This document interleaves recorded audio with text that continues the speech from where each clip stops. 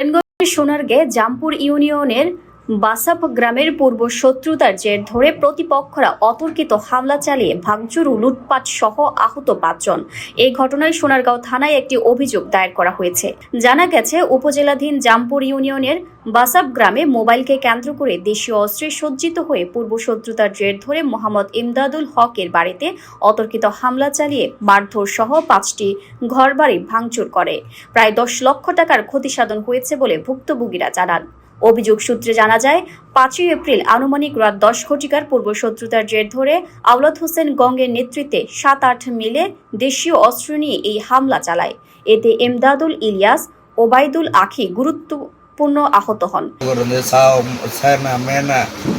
যা কিছু বললাম কি কয় ও একজনের মোবাইল নিয়ে এসছে, ওরে আমরা ধরছি। আচ্ছা আমি ঠিক আছে, তোমরা যে ধরছ, আচ্ছা মোবাইলটা উদ্ধার করে দেবে না, আর যা বিচার হয় দেখবো না, তোমরা ওরা সাইডে দাও। তো ওরা ছেলেটাতে দইরা হেরা মারছে ধরছে। আমরা একটু ছুটাতে এসেছিলাম, ওই প্রেক্ষিতে হেরা আবার ফোন দিয়া লোক আনছে, যেখানে আলাউদ্দিন 2 ছেলে 3 ছেলে, তারপরে মাসুমের ভাই, তারপরে ওই লোকগুলি আইয়া আমাদের উপর চারা হয়েছে। তখন আমরা ওইখানতে মায়ের দড়ি খাইয়া 2 ভাই মারছে। আমরা মারের সংঘর্ষে যাই না, আমরা আমাদের বাড়িতে এসে বলি না, পরিস্থিতি খুব খারাপ। দ্বিতীয় পর্যায়ে আবার ওরা সংঘবদ্ধ হইয়া মোতালিবের ছেলে, মোকারমের ছেলে, আবার ওদের বাগিনা প্রায় 30-35 জন, এমনকি মহিলা সহ হয়ে আমাদের বাড়িতে আক্রমণ করছে।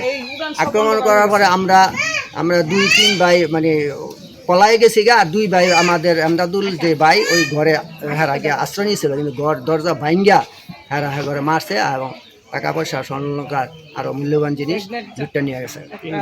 আমরা তো শুয়ে রয়েছি সবারই নিয়ে। এটা 9:30 থেকে 11:30 পর্যন্ত সবগুলো পুলিশ করেছিল, শুধু একজন বাইরে ছিল, একজন শুধু মানে বাসায় ছিল না।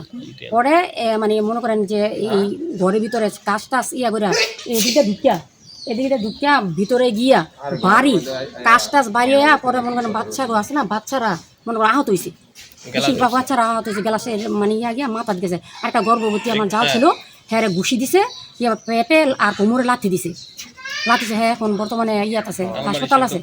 আর স্টিল আলমারি খুইলা মনে করেন 3 লাখ টাকা 4 ভরি স্বর্ণ হ্যাঁ একে তছনছ করে নিয়ে গেছে গা।